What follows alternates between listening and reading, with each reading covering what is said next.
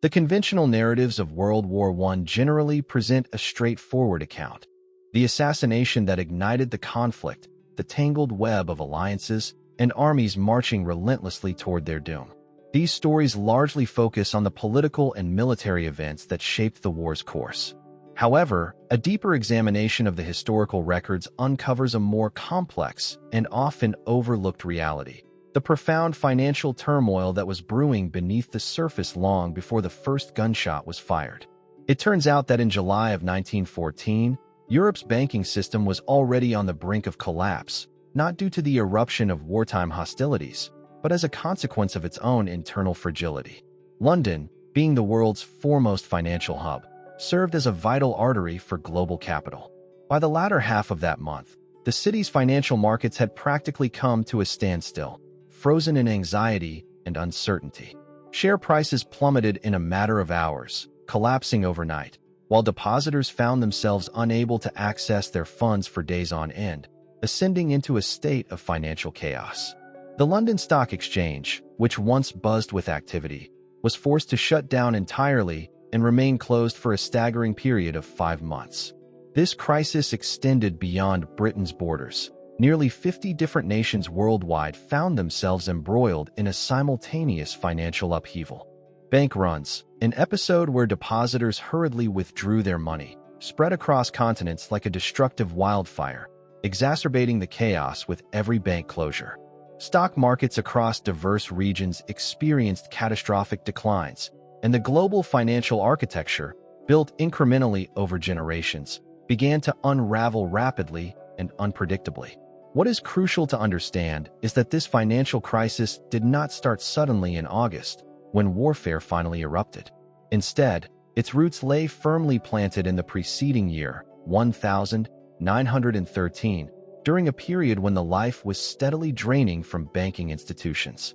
Behind their polished marble facades and gleaming brass fixtures, bankers and financial executives were desperately trying to conceal the systemic vulnerabilities revealed by their own balance sheets. For months, credit markets in the economic centers of London, Paris, and Berlin had been seizing up, their liquidity drying up. Reserve ratios, benchmarks that mandated how much cash banks had to hold, had fallen to dangerously low levels throughout the entire system, leaving many major banks operating on the knife edge, with margins so slim that a single bad day could lead to catastrophic failure. At the same time, the central banks of the era, holding the gold reserves that underpinned the entire monetary system, became frantic hoarders. In a desperate bid to run down their gold holdings, they amassed gold reserves with increasing fervor, creating a sharp liquidity drought. This shortage of readily available funds threatened to topple even the most robust financial institutions, as their reserve levels dipped into dangerous territory. Under the gold standard, the monetary system acted as a straitjacket. Banks could not easily print money to cover their shortfalls. Panic among certain large depositors risked triggering a domino effect, leading to a chain reaction of collapses that no government or financial authority seemed capable of halting. Then, unexpectedly, a remarkable transformation occurred with the declaration of war in August. The very banking system that appeared doomed was unexpectedly salvaged. The rules of the game, which had constrained banks for decades, were suddenly suspended, overnight, and without any prior debate or discussion. The strict gold requirements, which had served as a fundamental foundation of the monetary system, vanished as if they had never existed. Governments and central banks rapidly stepped in, issuing guarantees and support on an unprecedented scale, effectively protecting the banks from their impending doom. The long-anticipated financial crisis, which had been gestating over many years, was instantly reclassified from a systemic breakdown caused by reckless expansion to a wartime emergency necessary for national survival. This begs a provocative question. Could it be that the greatest conflict in human history, rather than merely disrupting the financial world, actually played a pivotal role in rescuing it from impending collapse? To fully grasp this counterintuitive idea, we must understand how the banking sector had constructed its own trap over the preceding 4 decades through reckless and unchecked expansion.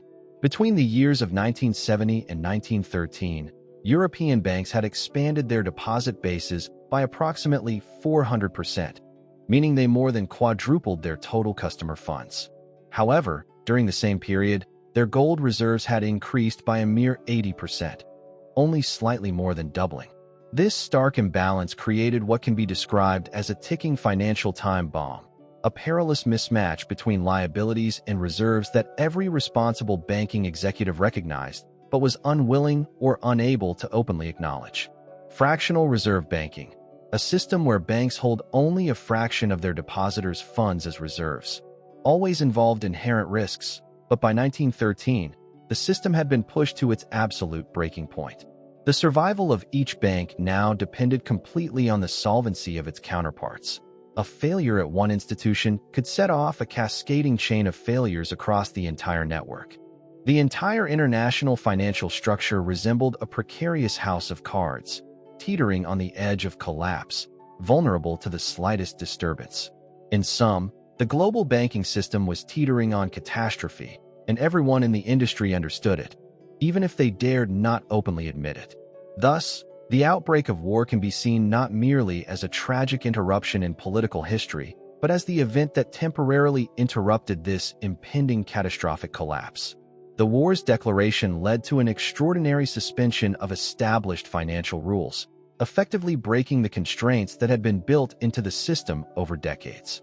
The gold standard, which traditionally constrained the money supply, was waved aside, and government guarantees became the new safety net attracting banks from the brink.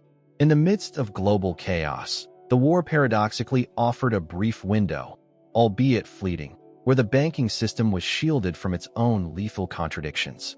This remarkable twist in history prompts us to reconsider the conventional narrative.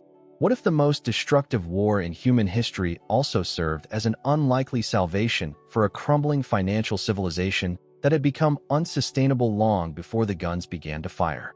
By the early 20th century, the banking system had become intricately interconnected in a way that rendered individual prudence largely irrelevant. Once the collective confidence in the financial framework faltered, the entire edifice was destined to collapse, with no possibility of recovery through isolated efforts. A reckless wave of international lending, often termed a colonial borrowing spree, had spiraled into a nightmare scenario, gnawing at the nerves of bank executives and financial leaders worldwide. Large-scale loans extended to South American governments, particularly towards the end of the 19th century, were hemorrhaging red ink, exemplified perhaps most dramatically by Argentina's notorious default in the year of 1890, which stood out as the most glaring and symptomatic wound. Meanwhile, the empire of the Ottoman sultans grappled with a burgeoning debt crisis that threatened to ignite a contagion of financial instability, quickly spreading across numerous institutions that had once believed in the endless expansion of their imperial domains. In the colonies of Africa, ventures intended to generate substantial profits were instead turning sour, producing nothing but mounting losses that compounded the woes documented on their balance sheets. These financial vulnerabilities did not confine themselves solely to the distant frontiers. They had become equally pressing and immediate within domestic borders. In major European capitals such as London and Paris, property speculation bubbles had inflated real estate values far beyond any rational or sustainable levels, creating precarious markets ripe for collapse. Simultaneously, industrial loans, largely allocated to steel manufacturers, railway enterprises, and overbuilt factories, highlighted glaring overcapacity and an overheated sector vulnerable to downturns. On the consumer side, credit had been aggressively extended, often without the collateral necessary to back such borrowing. As the first wave of defaults began to surface, it was clear how hollow many of these loans truly were, ready to unravel once the confidence that sustained them was lost. However, the most fundamental obstacle to resolving these crises stemmed from the rigid demands of the gold standard, which wielded an iron grip over monetary policy, effectively strangling the capacity for expansion. Unlike a flexible fiat system, the gold standard prevented banks from simply printing more money to stabilize liquidity, leading to existential threats from depositor runs. Any hint of waning confidence could quickly escalate into a full-blown banking crisis in a matter of days. Further complicating matters, central banks across different nations competed fiercely over the limited supply of gold, reinforcing hoarding behaviors that drained liquidity from the entire financial system. This created a perilous situation where banks had effectively chained themselves to a monetary system that assured their demise as soon as public trust evaporated. By the year of 1913, these fears had shifted from theoretical conversations within academic circles to very real crises unfolding behind closed doors in the boardrooms of major financial institutions across the globe's financial capitals. Throughout that year, the Bank of England held numerous emergency consultations with government treasury officials as liquidity pressures intensified and the threat of a systemic collapse grew more imminent. The well-connected Rothschild family, spread across financial hubs such as London, Paris, and Vienna, tirelessly coordinated their responses to the rapidly deteriorating conditions they observed spreading across the continent. Similarly, J.P. Morgan's trusted partners issued private warnings to the masterminds behind the proposed new American Federal Reserve System, emphasizing the urgency of the unfolding crisis. The Warburg brothers, with their extensive banking operations spanning Europe and North America, maintained constant communication, acting as vigilant observers on both sides of the Atlantic, carefully monitoring the mounting chaos. The warning signs had become unmistakably clear even to those with access to the most accurate and current economic data. Insiders and seasoned financiers alike paid close and continuous attention to the subtle shifts in the market. Interbank lending rates, for instance, began soaring in the first half of 1914, signaling a reluctance among financial institutions to lend to one another amidst growing distrust. As this reluctance deepened, major banks started quietly selling off questionable assets before the markets could catch up and realize just how many of these holdings had become increasingly worthless. Insurance companies also grew increasingly wary, refusing to underwrite certain bank bonds that no longer seemed safe, contributing to the mounting fragility of the financial system as a whole. A revealing indication emerged among those overseeing financial stability, a clear signal that actuaries, often working behind the scenes, were perceiving risks that the official public statements were deliberately choosing to ignore or downplay. This was not just a casual observation, but a sign of deeper, underlying problems brewing in the financial world. Wealthy clients, particularly those who maintained close and trusting relationships with senior bankers, began receiving personal, discreet advice to diversify their investments, encouraging them to move their assets away from traditional bank deposits. This private counsel was driven by an understanding that the banking system might be more fragile than publicly admitted, and that sticking solely to bank accounts could expose clients to unforeseen losses. The complex machinery of hiding these looming failures depended on careful, coordinated efforts across multiple financial institutions and even extended into the realm of mass media.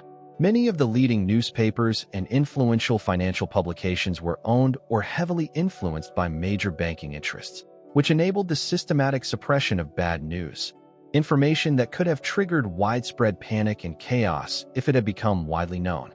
Such control of the narrative was essential for safeguarding public confidence. Meanwhile, government officials worked tirelessly behind the scenes to craft their public statements with great care. Their goal was to maintain a facade of stability and reassurance, all while secretly preparing for the worst-case scenario. Behind the scenes, banks were engaging in creative accounting practices designed to conceal their true financial health. These methods involved masking reserves that were critically deficient, reserves that, if exposed, would have immediately provoked runs on banks by anxious depositors. To further protect their fragile stability, banks often entered into informal agreements to prop up each other's stock prices, creating an illusion of resilience that did not truly exist in reality. What the banking insiders understood, and what struck terror into their hearts, was that a single, well-timed panic by a major depositor or a sovereign default could set off a chain reaction of failures, potentially collapsing the entire financial system irreparably. They realized they needed an immense distraction to divert attention or a complete overhaul of the system to prevent disaster. Coincidentally, both came into existence when war broke out in August of 1914. The outbreak of hostilities provided the exact circumstances and opportunities that banks desperately needed to survive what could have been their ultimate catastrophe. In the aftermath of declarations of war, Within a matter of only a few days, the long-standing rules governing banking operations throughout Europe and North America were abruptly suspended. The gold standard, which had historically served as the backbone of financial discipline and stability, was abandoned almost overnight. This meant that banks were no longer required to redeem their paper promises, such as notes and drafts, for physical gold, removing an essential constraint from their operations. Stock exchanges across the continent and beyond were closed for an extended period of time. For example, the New York market remained shut until December, and the London exchange stayed closed for about 5 months. These closures played a crucial role in preventing the frantic selling of bank shares, which would have otherwise rapidly exposed their underlying insolvency and true worthlessness. Additionally, governments across Europe declared moratoria on debt repayment, effectively freezing all failing loans that had previously hemorrhaged losses, rather than allowing those loans to mature and trigger massive defaults. This temporary halt gave banks a precious window to stabilize without the immediate threat of repayment pressures. As part of the overall rescue operation, government guarantees for banking institutions were introduced. The British government, for instance, committed to providing taxpayer-backed guarantees against any losses that might be incurred by the Bank of England as it purchased financial assets that had sharply declined in value. The implementation of the Currency and Banknotes Act of 1914 came just one day after Britain had formally declared war on Germany. To fund the war effort, enormous quantities of new currency were printed, resulting in a significant expansion of the monetary base, from approximately 288 million in 1914 to over 531 million by 1918. The war served as a convenient pretext for redefining many of the problems that had long plagued banking balance sheets. Failing colonial loans could now be recast as patriotic investments supporting the defense of the empire, rather than reckless or speculative endeavors. The existing liquidity shortages, which had threatened to cause bank collapses, were suddenly reinterpreted as vital contributions to national mobilization and war-related initiatives. All the reckless lending and mismanagement accumulated over the previous 4 decades were quickly blamed on the exigencies of war and emergency measures, rather than on the bankers or financial institutions responsible for creating the crisis. In this way, the wartime environment became a convenient cover for masking the vulnerabilities and structural weaknesses that had been ignored for many years. The true magnitude of change, however, was realized when governments found themselves in a peculiar and increasingly dependent relationship with the banking system, becoming essentially captive clients. In times of crisis, nations faced urgent demands for enormous sums of capital to fund their mobilization efforts, and as a result, banks suddenly assumed a dominant position as the exclusive providers of wartime financing. This shift marked a profound reversal of the traditional power dynamics that had long governed the relationship between sovereign states and financial institutions. No longer could governments afford to let their banking partners falter or fail. Losing access to their lenders during a time of national peril meant risking defeat and losing the war itself. Consequently, banks secured an unprecedented level of influence over a country's debt obligations, a situation unprecedented in modern history. During the first year of hostilities alone, notably in Britain, banks extended extraordinary amounts of money to the government. These loans were often backed not by gold reserves, but by future taxation revenues, an innovative and risky approach that tied a nation's economic future directly to its wartime borrowing. Similarly, in Germany, a handful of banks absorbed large sums of government-issued war bonds at preferential rates, ensuring profits regardless of who ultimately emerged victorious from the conflict. Meanwhile, in France, the banking sector underwent a complete overhaul of its portfolios, driven by wartime emergency powers. Private losses, which had accumulated through years of speculative investments, such as risky real estate ventures, failed railroad projects, and colonial endeavors unlikely to produce any returns, were effectively transformed into public obligations. This process provided a crucial liquidity lifeline to governments that needed immediate funds for mobilization but lacked the luxury of waiting for traditional tax collection methods to generate revenue. Banks offered an elegant yet deeply disruptive solution. They exchanged their high-risk private loans, some of which had been deteriorating for many years, for newly issued government bonds specifically designed for wartime financing. This seemingly straightforward procedure proved to be both elegant in its efficiency and devastating in its long-term consequences. The risk that had traditionally resided on bank balance sheets, where shareholders bore the losses, was now transferred wholesale onto government ledgers. In this manner, taxpayers across nations were saddled with the burden that would stretch over generations, effectively shifting private accumulated failures into the collective public domain.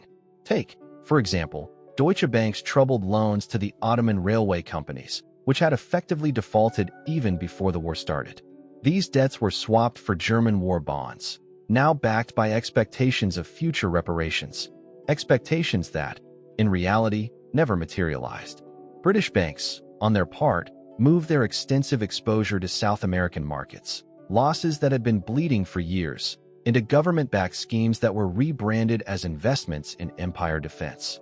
French banks, holding vast quantities of Russian loans, saw those assets become worthless after the Russian Revolution.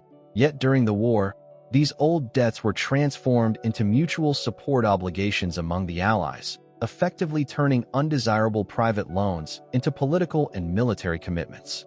The scale of this entire operation was staggering, especially when compared to the size of the national economies at that time.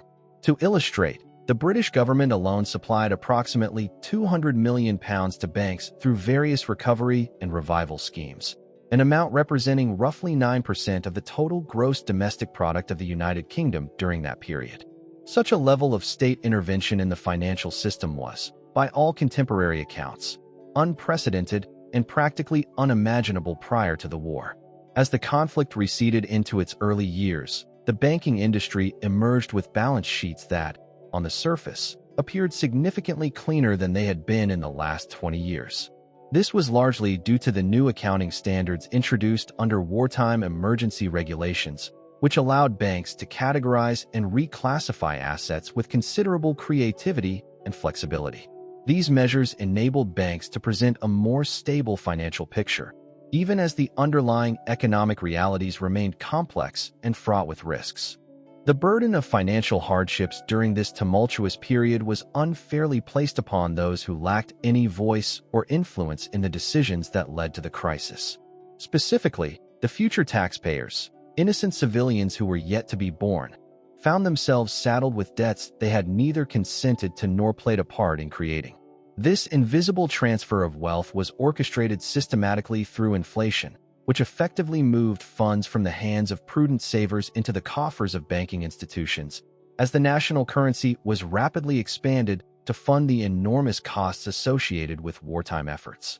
Devaluation of currency hit wealthy debtors particularly hard, especially those holding government bonds, all at the direct expense of the creditors who had trusted and deposited their savings within the financial system.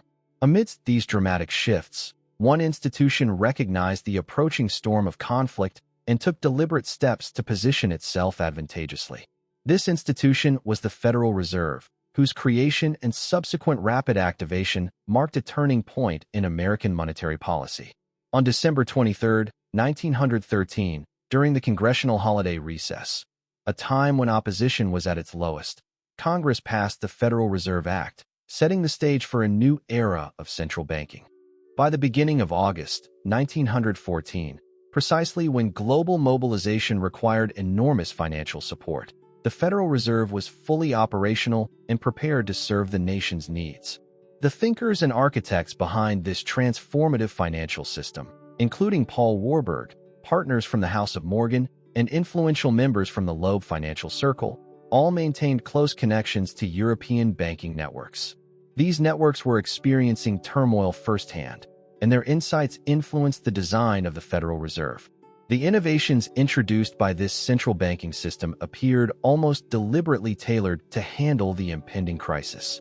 Its elastic currency provision allowed banks to expand the money supply freely, untethered from the traditional gold backing that had previously constrained European financial institutions.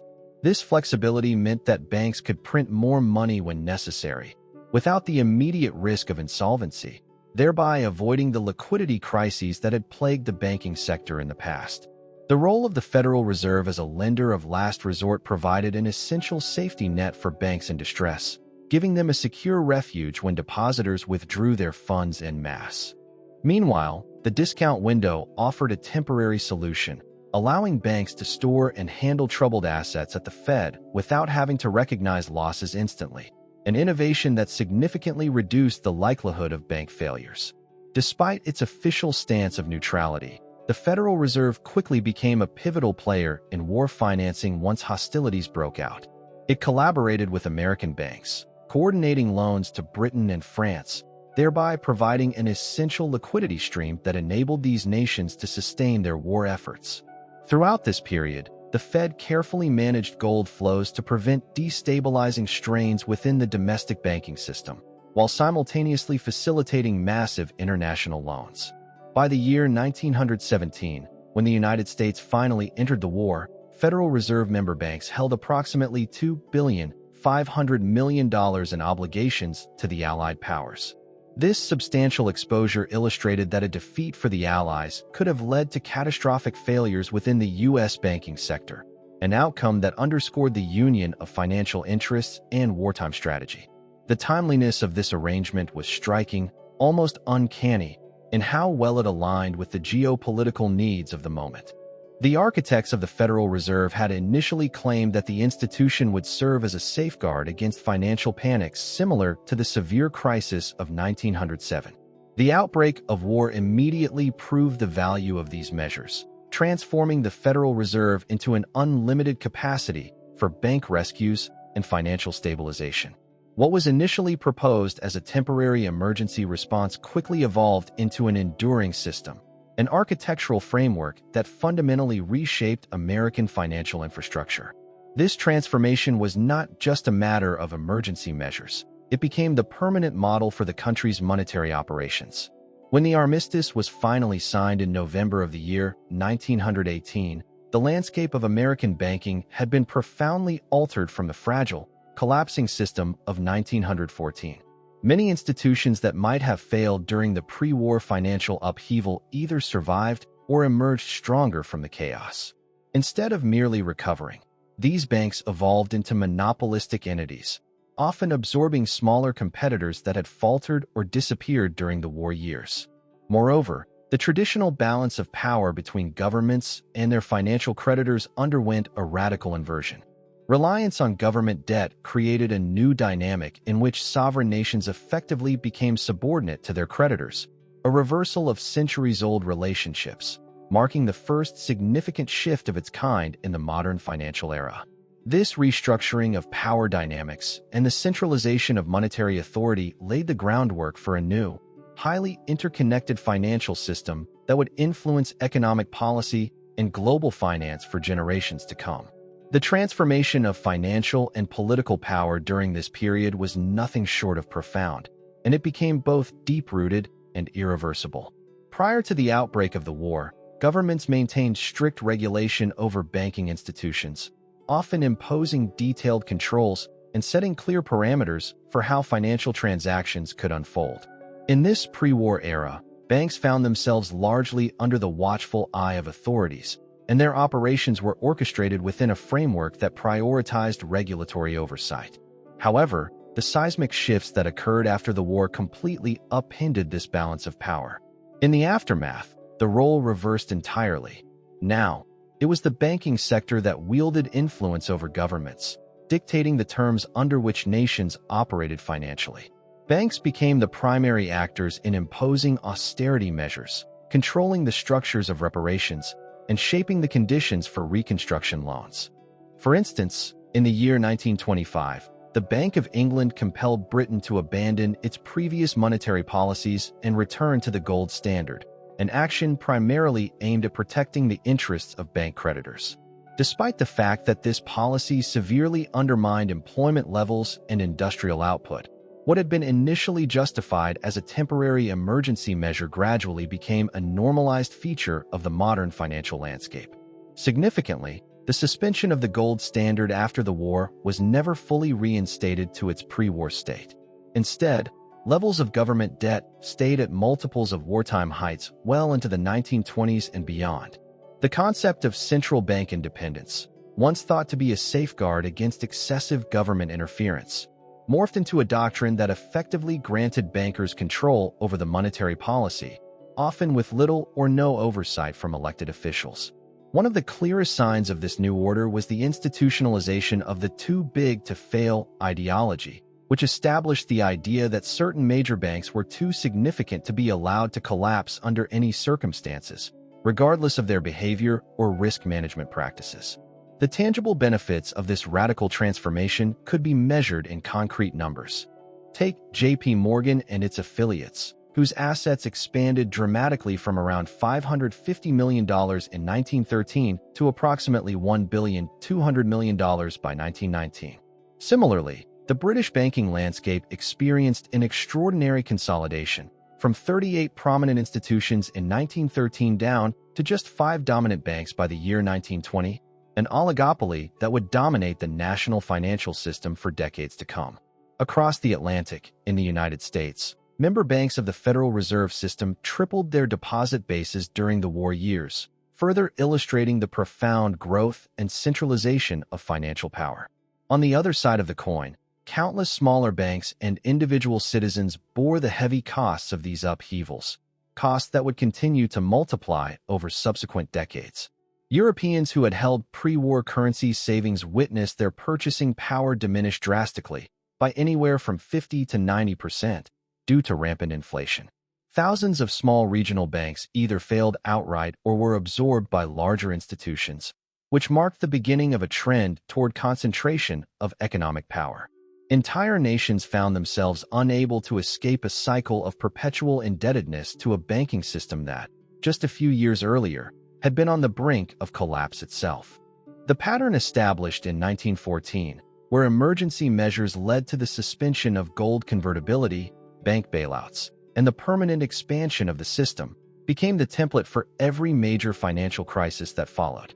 This recurring cycle can be observed with remarkable consistency across different eras. During the 1914 crisis, the response involved suspending gold convertibility, undertaking systemic bailouts, and fundamentally expanding the financial infrastructure. Nearly a century later, in 2008, a similar pattern emerged. Amidst the global financial meltdown, governments introduced programs like the Troubled Assets Relief Program, engaged in quantitative easing, and saw the emergence of even larger banking institutions that emerged from the chaos stronger and more intertwined than ever before. Then, in 2020, the pandemic crisis again triggered unprecedented measures. Unlimited lending by the Federal Reserve, trillions of dollars in bank support, and asset bubbles that effectively transferred enormous amounts of wealth upward to the already affluent. The mechanisms underpinning these responses are fundamentally similar. During declared emergencies, normal rules, such as restrictions on gold convertibility or traditional lending limits, are suspended, allowing authorities to act outside the usual constraints.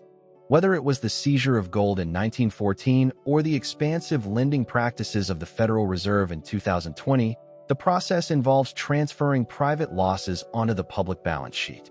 This is achieved through bailouts or support measures that are often presented as efforts to ensure systemic stability. Moreover, the powers of central banks are expanded and entrenched during these crises under emergency authorities that, paradoxically, rarely expire, thus permanently broadening their scope of influence. Industry consolidation is a process that has historically been driven by strategic rescue operations, during which major financial institutions or large banks step in to support struggling entities, often saving them from failure. Meanwhile, smaller competitors, those less influential or less connected, tend to either be absorbed into larger conglomerates or face outright collapse. This cycle of survival and absorption demonstrates that very little has fundamentally changed over more than a century. Reflecting on recent history, it becomes clear that the approach to financial crises remains remarkably similar to past practices. For example, in 2008, the Federal Reserve undertook a colossal intervention by placing an astonishing $4.5 trillion worth of toxic assets onto its balance sheet. This enormous act of balancing the books bore a striking resemblance to the wartime swap of war bonds during the First World War, an ingenious, albeit controversial, method of stabilizing a shaky economy without directly confronting the root problems. Moving forward to the year 2020, the Federal Reserve took a landmark step by acquiring corporate bonds directly. That is, cutting across traditional limits of central bank intervention that were once considered sacrosanct. This move shattered the long-held belief that central banks should only influence monetary policy through interest rates and the management of money supply, rather than directly purchasing corporate debt. When financial institutions such as Silicon Valley Bank and First Republic failed in recent times, the aftermath did not result in widespread reforms or the dismantling of risky practices. Instead, these events led to further consolidation as the largest institutions became even more dominant, consolidating their power without addressing the underlying vulnerabilities. This pattern of crisis management is rooted in lessons learned long ago. In 2014, the financial crisis of the early 20th century. What financiers and policymakers discovered back then is that during periods of significant upheaval, extraordinary measures become not only acceptable but also almost inevitable. The general population tends to accept temporary remedies, such as bailouts or emergency interventions, as necessary during moments of crisis. Over time, however, these temporary fixes often quietly evolve into embedded, permanent features of the financial landscape. Bailouts, in this context, are frequently presented under the guise of national duty, patriotism, or systemic necessity, masking their true nature. In reality, what these measures often amount to is a transfer of wealth from taxpayers, ordinary citizens, directly to the shareholders and executives of the banks that are deemed too big to fail. Most critically, those responsible for creating or perpetuating the crises tend to emerge from the aftermath more powerful than they were before the collapse. Their influence grows because the rescue mechanisms tend to favor the existing hierarchy, reinforcing the concentration of power in the hands of a few. Today's global banking system, it can be argued, faces nearly the same foundational vulnerabilities that threatened its stability over a century ago, the year 1913. Yet these issues have expanded exponentially in scope and magnitude. Modern banks are again heavily overleveraged, with exposure to derivatives reaching into the hundreds of trillions of dollars, a staggering figure that underscores the fragility of the system. Central banks, which once used traditional monetary tools such as adjusting interest rates and reallocating asset holdings, have now pushed these methods to their absolute limits, creating a delicate, intricate web of interconnected financial entities. In such a setup, the risk of a single significant failure triggering a systemic collapse remains very real. Warning signs, often subtle, become visible only to those who vigilantly observe the financial landscape, much like the early warnings that appeared over 100 years ago. Behind the scenes, bank executives quietly sell personal stock holdings, taking advantage of privileged information, while regulatory authorities grant exemptions and carve-outs that rarely attract public attention. These insiders position themselves carefully, often well ahead of the public's awareness, preparing for the upheaval before the storm hits. Throughout history, a familiar cycle emerges. Most people miss the patterns entirely. Crises in banking and finance are not simply failures of the system, but rather opportunities for fundamental restructuring and consolidation. Each significant conflict or economic downturn has historically coincided with profound changes to the core architecture of the financial world. The institutions that survived the upheavals of the past, such as those that endured through World War I, were often those best positioned to capitalize on the reset, rather than those caught unprepared or weakened by the chaos. Current geopolitical tensions, reminiscent of the build-up to 1914, may serve the same purpose today. These tensions provide cover for a necessary restructuring of the financial system, a process that, in many ways, has been overdue for decades. When discussions revolve around maintaining financial stability, a crucial question arises: stability for whom? The system, as it is designed, prioritizes the preservation and continuance of existing institutions, not necessarily the protection of ordinary people's savings or the broader economy. Deposits held by individuals, those we might consider everyday savings, are actually liabilities on the bank's balance sheets. During times of crisis, rather than safeguarding these deposits, the system often shifts the burden back onto depositors themselves. through means such as inflation, bailouts funded by taxpayers, or currency devaluations. This pattern reveals a stark reality. Understanding these underlying mechanisms offers a vital advantage, providing individuals with the ability to see through official narratives and recognize what is truly happening behind the curtain of public discourse. In essence, grasping this recurring pattern in financial crises uncovers a truth most people tend to overlook: that these crises are rarely systemic failures in the way they are portrayed, but are instead calculated opportunities for consolidation, expansion, and control. Each major upheaval, be it war, economic collapse, or geopolitical conflict, not only disrupts the status quo but also lays the groundwork for a new, often more centralized financial order. Recognizing this pattern empowers individuals to see beyond the surface, understanding that what appears as chaos is often a carefully orchestrated reset designed to benefit those already in power. True security does not stem from blindly trusting promises made by financial institutions or expecting that their assurances will hold indefinitely. Instead, it arises from a keen awareness of historical cycles and the ability to recognize when these patterns are repeating themselves. Those who have studied and understood the recurring nature of economic crises tend to adopt different strategies, positioning themselves proactively rather than reactively, unlike those who rely solely on the comforting guarantees provided by banks and governments. The generation that experienced the turmoil of the First World War ultimately learned these vital lessons too late. Their sacrifices and hardships came after the worst damage had already been inflicted. However, the current generation does not have to repeat that same mistake, as many of the warning signs are already evident today. Banks have historically been on the brink of collapse even before major conflicts such as the First World War erupted, and today they confront a comparable set of systemic vulnerabilities. The financial system's fragility has only deepened, making it more unstable than ever before, with issues that threaten its very foundation. This leads to an inevitable question. The certainty of a future reset or major overhaul of the system is not in doubt. The real uncertainty lies in the specific nature of the crisis, and more importantly, in what kind of emergency will be exploited to justify the necessary upheaval this time around. In the year 1914, the outbreak of war did not directly wipe out the banking infrastructure. Rather, it temporarily masked the underlying problems by diverting attention and resources, ultimately saving many banks from their own impending failures.